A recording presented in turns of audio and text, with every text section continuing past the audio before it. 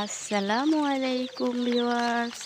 আমি আজকে আপনাদের দেখাবো একদম ঘরোয়া পদ্ধতিতে বাড়িতে থাকা জিনিসপত্র দিয়ে কিভাবে আপনারা দেশি মুরগির বাচ্চার বোর্ডিং করতে পারেন।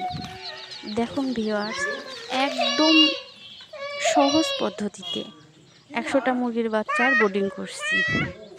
একদম সহজ পদ্ধতিতে জিনিস দিয়ে একদম সহজ পদ্ধতিতে ১০০টা বাচ্চার বোর্ডিং আপনারা এরকম করে নিজে বাড়িতে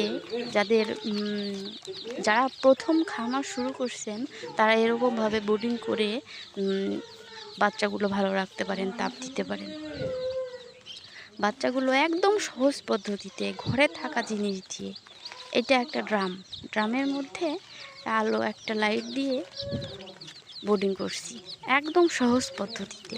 এর চেয়ে সহজ পদ্ধতি আর হয় না, একদম সহজ পদ্ধতি। এরকম করে বোর্ডিং করলে একটা বাচ্চাও মরবে না। আজকে ওদের প্রথম দিন, ওদেরকে নিয়ে এসে বোর্ডিং করলাম। 5 দিন এভাবেই রাখবো, তারপরে অন্য জায়গায় নিয়ে করবো।